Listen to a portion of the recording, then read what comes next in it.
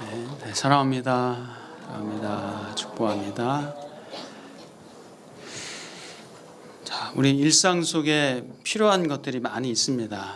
살면서 차도 필요하고 또 주부들에게는 세탁기, 냉장고, 밥솥 필요한 거 많습니다. 또 요즘 모든 사람에게 휴대폰이 필요한 것 같아요.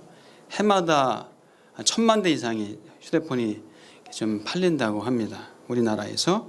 자, 만약 차가 없다면 어떨까요? 옛날에 차 없이도 살았는데 만약에 휴대폰이 없다면, 휴대폰 없이 살던 시절도 있었어요. 근데 휴대폰이 있으니까 휴대폰 없이 이제 못 살 것 같죠. 옛날엔 삐삐라는 것도 있었어요. 아시죠? 삐삐 울리면 그 전화번호 가서 또 공중전화 찾아가지고 전화하고, 또 안 하면은 늦으면 왜 늦게 했냐고, 왜 안 했냐고 엄청 또 오해받기도 하고 그런 시간도 있었습니다. 자, 우리 근데 또 인터넷은 어떻습니까? 인터넷은 전 세계를 다 연결해요. 그래서 정말 요즘은 인터넷 없이는 하루도 못 살 것 같아요. 그래서 아이들은 이제 어디 가면요, 어디 놀러 가거나 어디 다른 집 가거나 하면 먼저 뭘 찾는지 아세요? 애들은 와이파이 찾아요.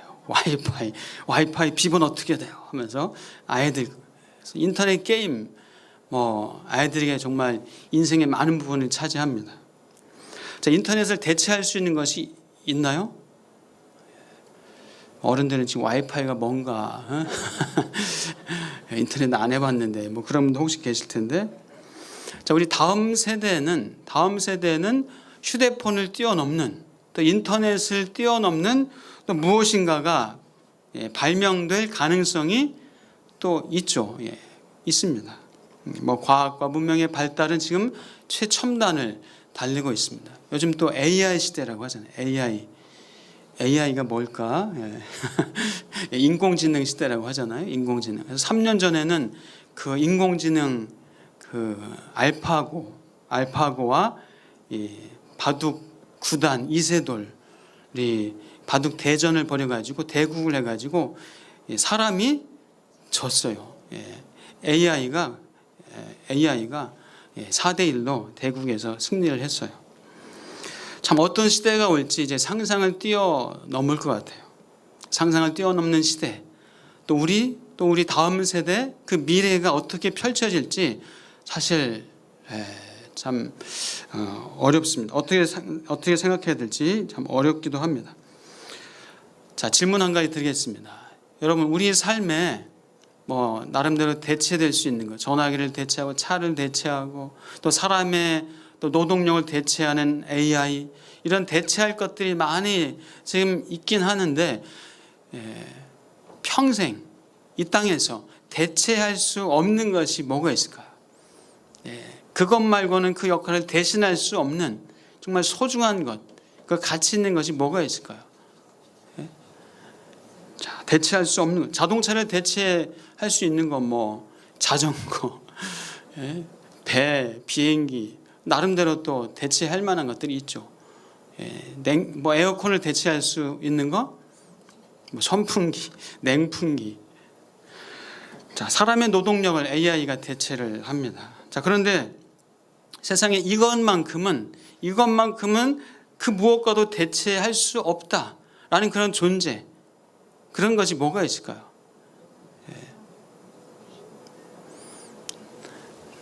네, 어떤 분은 하나님, 예수님, 맞습니다. 자, 그런데 이 땅에 존재하는 것 중에서 이 땅에 우리의 눈으로 보여지는 그 중에서 저는 이제 여러 가지 있겠죠. 여러 가지 있겠는데 저는 엄마가 아닐까. 엄마, 그렇죠? 물론 아빠도 서운하니까 아빠도 좀 껴주면서, 그런데 그 엄마는 그 누구와도 그 무엇과도 대신할 수 없는 존재다. 여러분 인정하시죠? 네. 자, 이 세상에서 엄마만큼 필요한 존재가 뭐가 있을까 생각합니다. 엄마만큼 엄마만큼 엄마의 역할을 할 수 있는 존재가 사실 없어요. 엄마를 대체할 수 있는 존재가 없습니다. 그래서 죽음을 앞둔 사람한테 이제 뭘 하고 싶은가 물어보면은 저는 어머니가 해준 밥, 어머니가 해준 음식 먹고 죽었으면 좋겠습니다. 뭐 그런 얘기를 한다는 분도 많이 있습니다. 자, 엄마의 사랑. 이것은 한 사람의 인격, 한 사람의 정서, 감정, 한 사람의 인생을 아주 크게 좌우할 수 있는 것이 엄마의 사랑이 아닌가 생각합니다. 엄마만큼 엄마를 대체할 수 있는 존재는 없다고 생각합니다. 오늘 설교 제목을 저는 대체할 수 없는 존재, 대체할 수 없는 존재라고 그렇게 좀 정해봤습니다. 자, 오늘 본문 보니까 예수님의 제자들이 예수님을 전하고 또 부활을 증거합니다. 부활을 전파합니다. 자, 이 제자들의 말을 들은 사람 중에 많은 사람들, 남자만 해도 5천 명이나 하루아침에 예수를 믿고 복음을 듣는 그런 놀라운 역사가 일어납니다. 자, 그래서 제사장들과 당시 관원들, 사두개인들은 예수님의 제자들이 예수를 전하고 예수 그리스도의 부활, 특히 부활을 전하는 것에 대해서 아주 싫어하고 아주 제지를 했습니다. 이 사두개인이라는 사람들은 이 사독의 후손이라고 할 수 있습니다. 다윗 시대 제사장, 그러니까 예수님 당시 한 1000년 전에 사독이라는 제사장이 있었어요. 이 사독이라는 제사장이 다윗을 도우면서 아주 충성스럽게 그렇게 함께 했었던 제사장이 사독입니다. 이 다윗이 이 아들 압살롬이 쿠데타를 일으켰을 때 큰 위험을 당하게 되죠. 큰 어려움을 당하게 됐을 때 사독 제사장이 다윗 옆에서 다윗을 충성스럽게 도와서 그 어려움을 이길 수 있게 도와줬던 아주 지대한 공을 세웠던 사람이 사독입니다. 그래서 다윗이 이제 죽기 전에 아들 솔로몬을 왕으로 이제 세우잖아요. 그런데 또 배다른 아들이 솔로몬이 왕에 세워진 것을 시기하여 자신이 왕의 자리를 차지하려고 하는 그런 음모를 꾸미죠. 그때 이 사독이란 제사장이 또 솔로몬을 도와서 솔로몬이 왕의 자리에 올라갈 수 있도록 했었던 역할을 또 이 사독이란 제사장이 했습니다. 자, 그래서 솔로몬은 이 사독에게 제사장권을 주면서 그 자손들 후손들에게 계속 제사장의 일을 하게 했습니다. 그러면서 이제 1000년이 흐르면서 이런저런 일이 있었겠지만 이 사독의 후손들, 사두개인들이 그 당시 제사장들 또 산헤드린 공회의 많은 자리를, 공회원의 자리를 차지하고 있었습니다. 그러다 보니까 권력이 있고 부가 축적되고 했습니다. 그래서 백성들에게는 사실 존경받지는 못했어요. 오히려 바리새인들이 백성들에게, 유대인들에게 존경을 받았어요. 왜냐하면 율법을 가르치고 율법대로 살려고 하는 그 모습. 그래서 백성들에게는 사실 영향력은 바리새인들이 더 많았습니다. 물론 예수님께서 바리새인들의 외식과 그들의 교만에 대해서 아주 크게 책망을 하셨죠. 이 사두개인들은 부활, 영적인 존재, 천사 이런 것들을 부정했습니다. 믿지 않았습니다. 그러다 보니까 사두개인들이 예수님의 제자들이 예수 그리스도의 부활을 전하고 또 부활에 대해서 전파하는 것에 대해서 아주 싫어하고 강력하게 저지를 하려고 했습니다. 그래서 그들은 사도들을 잡아서 이틀씩이나 가두어 둡니다. 자, 그래서 이제 이틀 후에 관원들, 장로들, 또 서기관들, 이 사두개인들이 예루살렘에 모여서 사도들을 이제 세워놓고 묻습니다. 너희가 무슨 권세와 이름으로 이 같은 일을 행하느냐? 너희가 누구의 이름으로 무슨 권세로 이런 일을 행하느냐라고 물을 때 베드로가 성령이 충만하여서 예수를 증거하게 됩니다. 오늘 본문의 내용입니다. 자, 오늘 우리는 베드로의 이 설교, 베드로의 변증, 이 베드로의 변증을 통해서 귀한 진리를 발견해 볼 수가 있어요. 대체할 수 없는 존재, 대체할 수 없는 것에 대한 아주 중요한 진리를 우리가 발견할 수가 있습니다. 자, 우리 한번 10절을 먼저 같이 읽어보겠습니다. 10절입니다. 시작.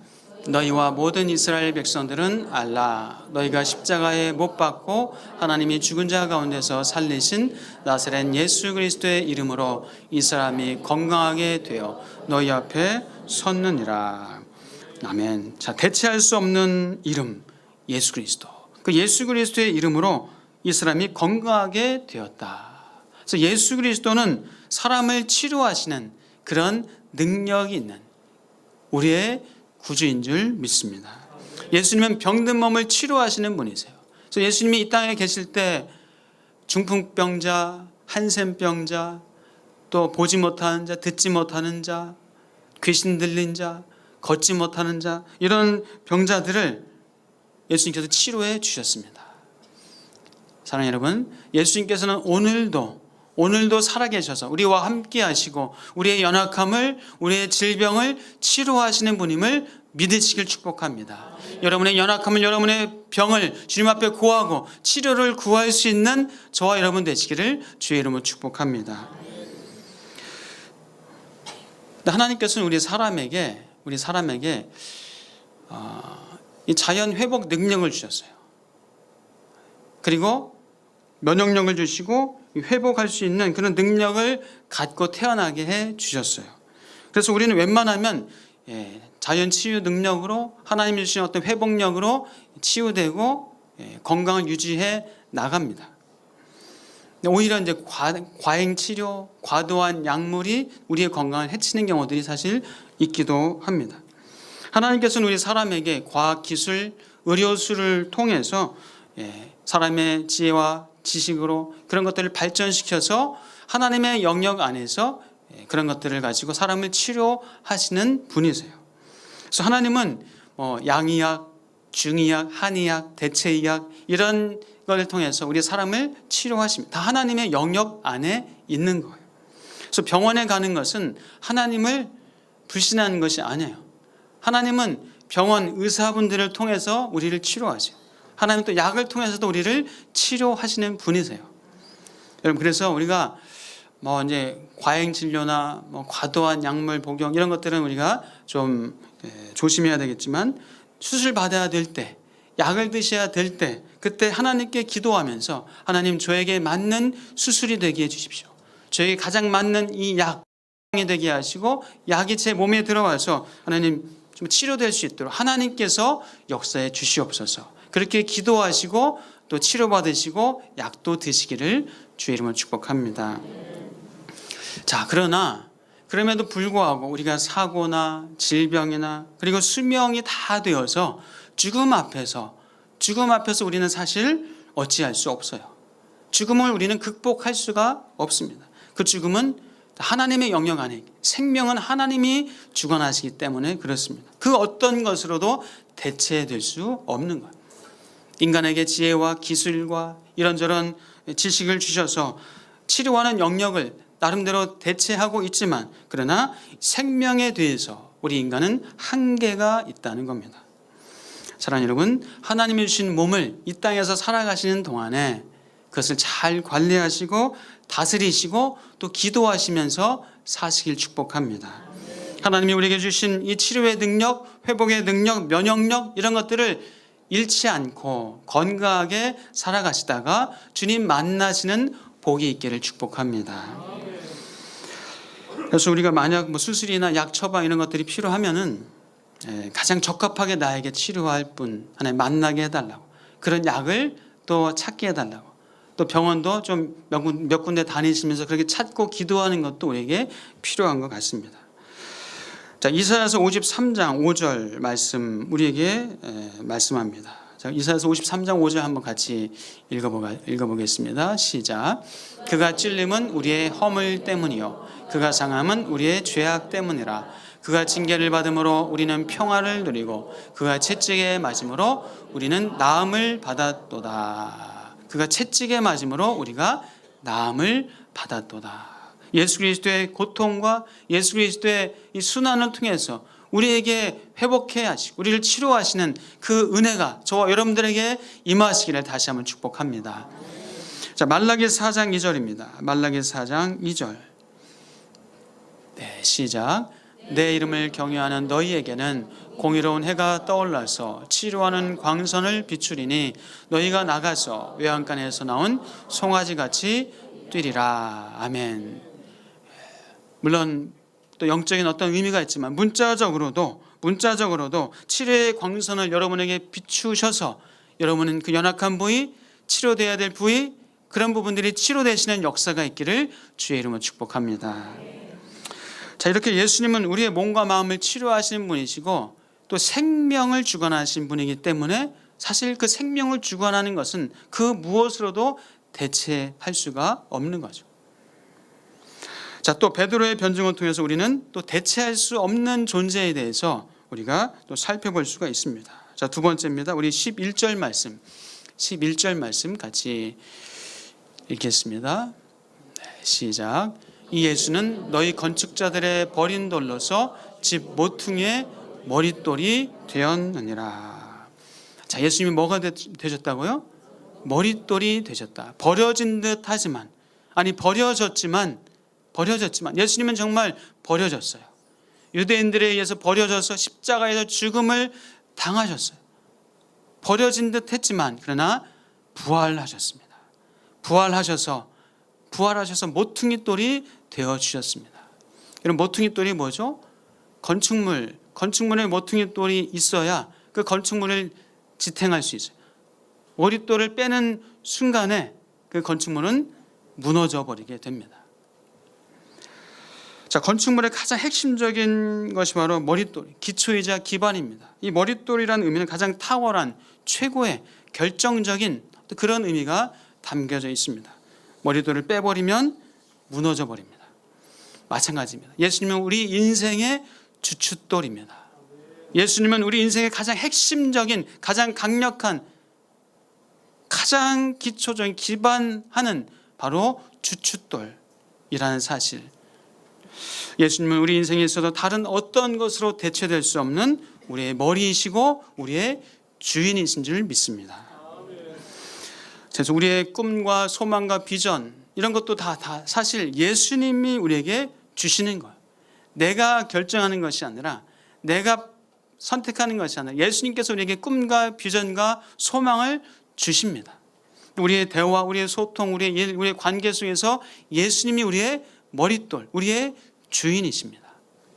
우리의 목표, 우리의 도덕, 윤리, 우리의 삶의 모든 것에 예수님이 주인이십니다.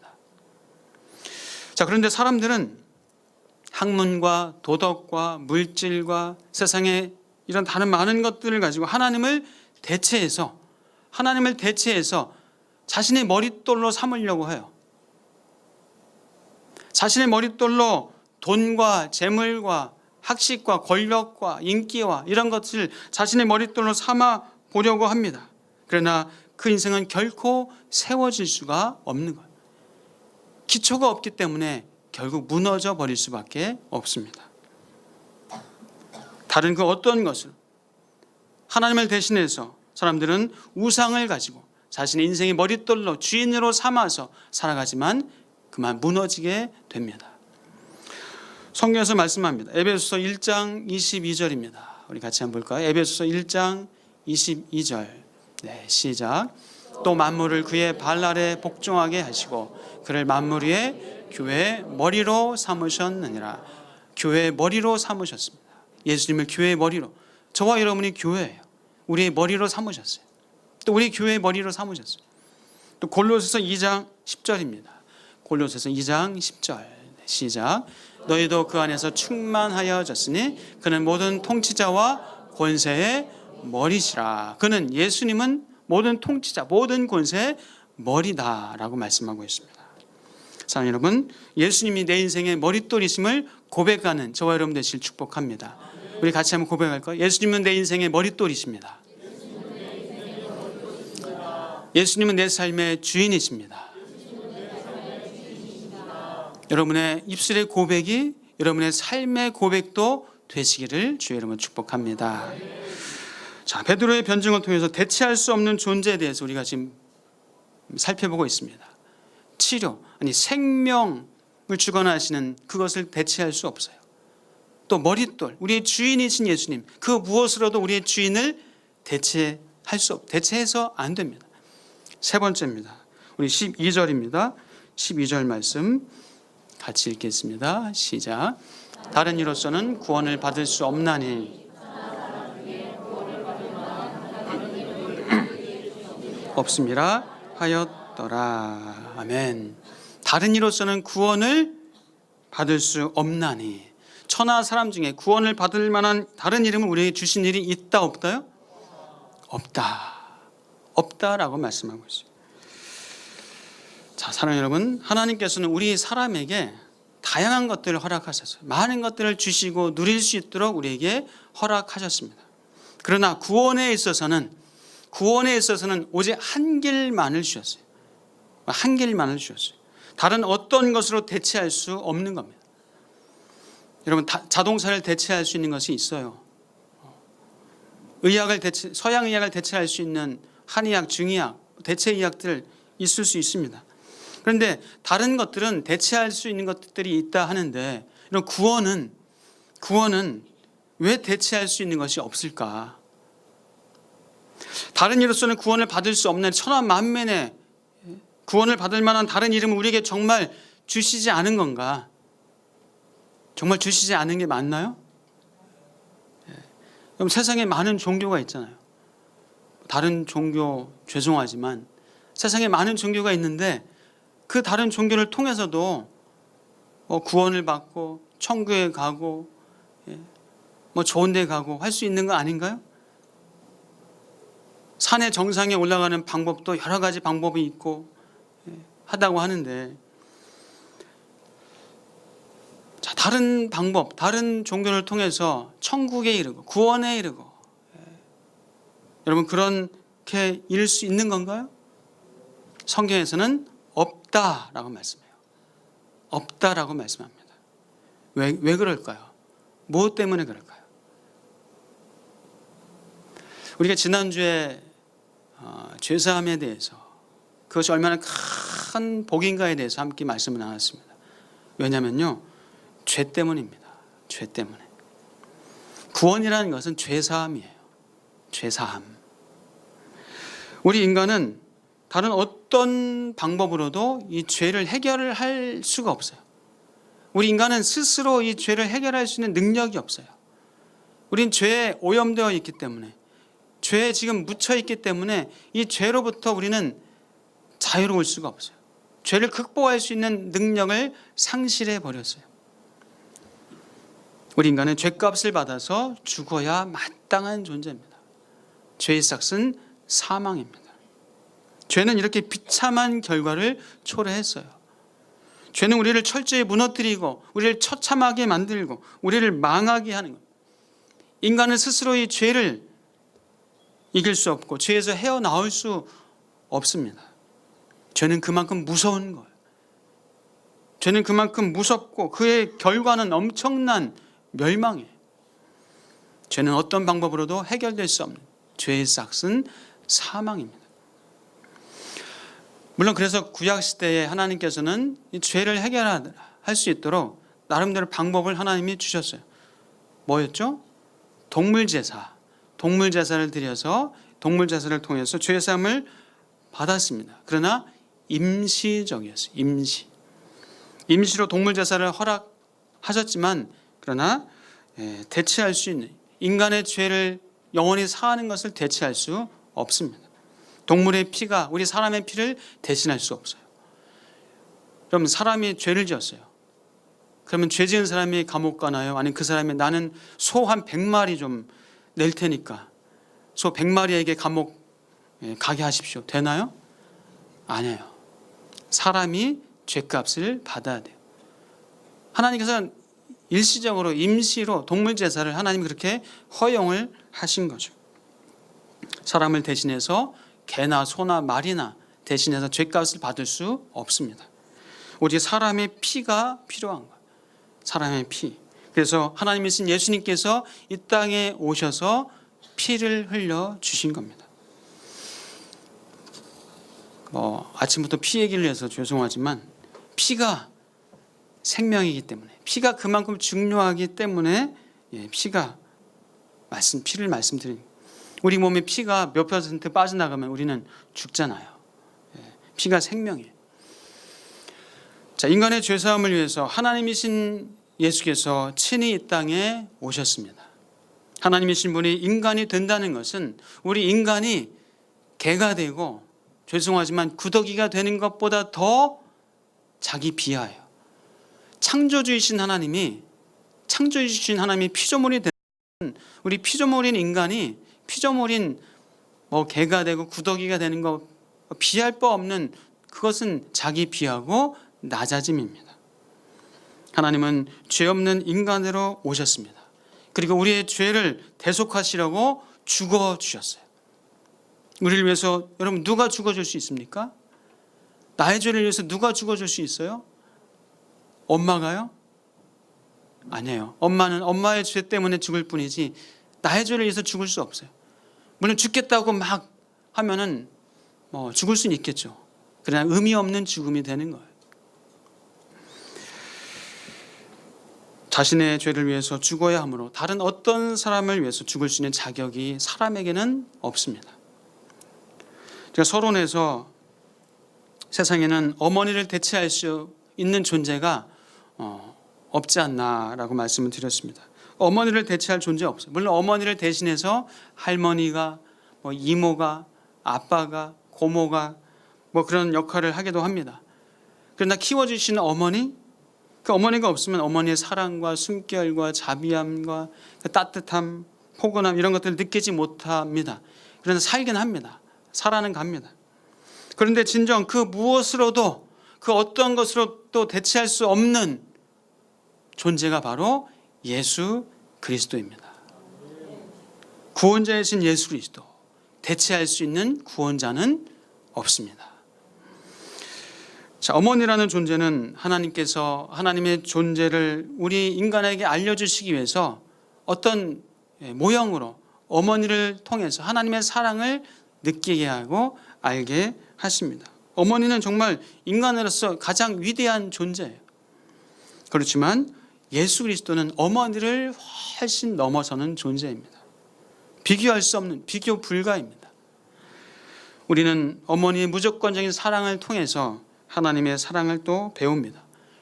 물론 어머니는 인간이기 때문에 연약하고 부족하고 죄성도 있고 이기적일 수 있고 상처도 있고 왜곡된 부분도 있고 하지만, 그러나 세상에서 그 어떤 것도 어머니만큼 어머니를 대신할 수 있는 존재는 없습니다. 그러나 이 모든 것, 우리의 생명, 우리의 주인 되심, 우리의 구원자 되심, 그것을 대체할 수 있는 그 어떤 존재도 없다는 사실을, 오직 예수 그리스도만이 우리의 생명을 주관하시고 우리의 주인이시고 우리의 구세주임을 믿으시고 고백하시는 저와 여러분 되시길 축복합니다.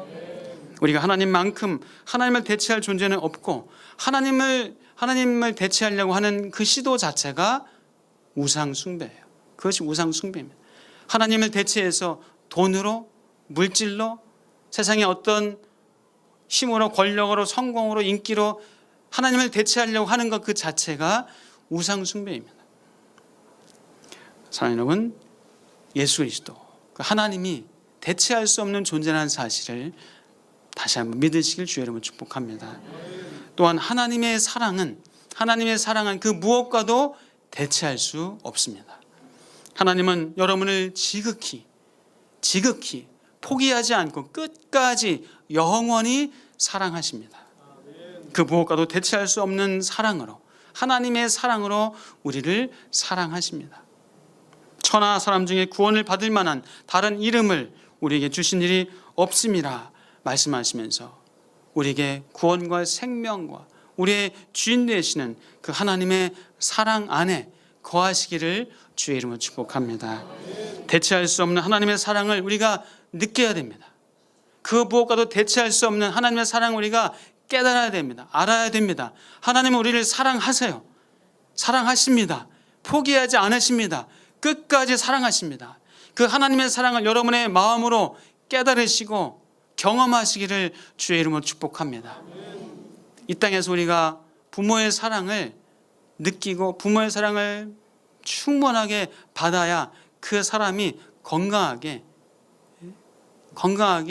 또 자존감 있게 튼튼하게 그렇게 자랄 수 있는 것처럼 우리가 하나님의 사랑을 느끼면 느낄수록 하나님의 사랑을 경험하면 경험할수록 우리의 삶이 담대하고 든든하고 용기 있고 흔들리지 않고 힘있게 살게 된다는 사실을 믿으시길 주의 이름으로 축복합니다. 다른 어떤 것으로 대체하려고 하지 마십시오.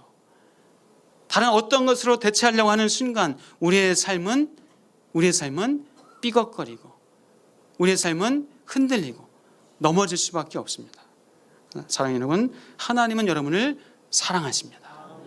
대체할 수 없는 사랑으로 여러분을 사랑하십니다. 그 사랑 안에 거하시면서 느끼면서 누리시면서 충만하게 그 사랑을 말하고 증거하고 누리면서 살아가는 저와 여러분 되시기를 주의 이름으로 축복합니다. 기도하겠습니다.